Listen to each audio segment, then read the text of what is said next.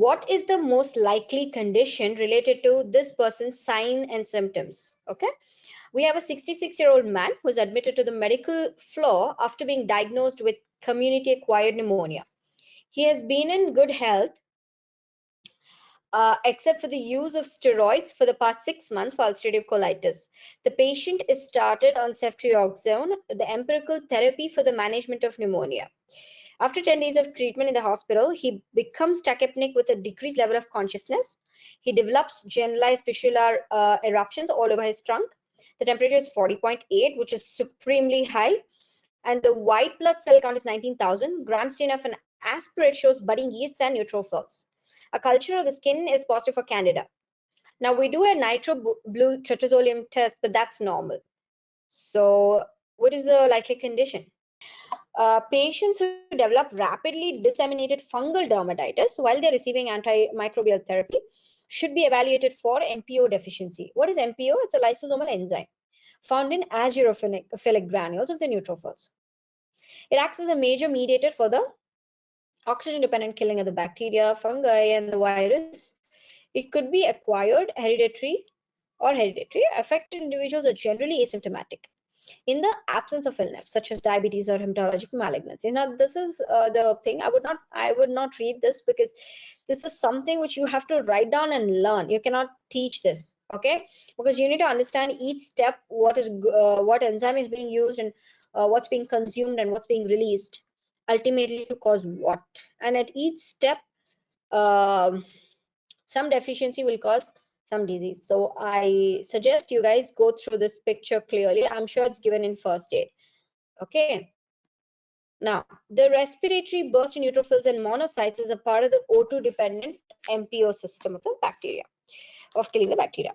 Now, activated NADPH oxidase, like I think they've explained it here. It says oxidizes reduced NADPH to NADP. So basically it's giving the oxygen to your radicals, and so it's going to increase the oxygen basically, and then converted into superoxide, peroxide, H2O2, by the enzyme superoxide dismutase. This all takes place in the phacolysosomes. It's not going to take years to happen. It all happens in few seconds, right? MPO catalyzes a reaction which combines the H2O2 with this, making hypochlorous. These are the free radicals that ultimately kill the bacteria. Okay, that's what you have to understand here. All right.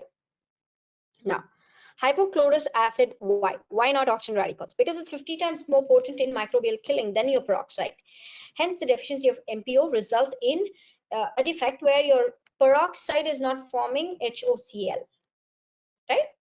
So, Staph aureus and Serratia, E. coli, they're initially impaired, but killing of these species, but it then reaches normal levels afterward.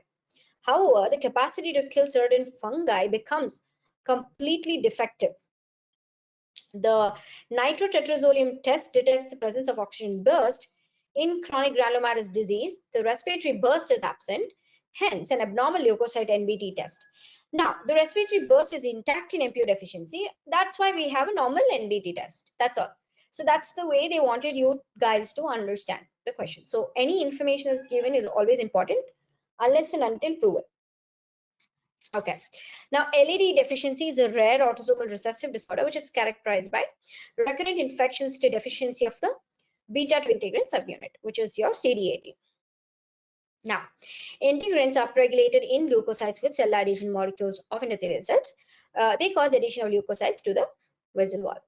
Without adhesion, they cannot extravasate and the neutrophils are not found there. So this will cause your leukocytosis. I think the last MCQ review session, if I'm not wrong, I think we read about this.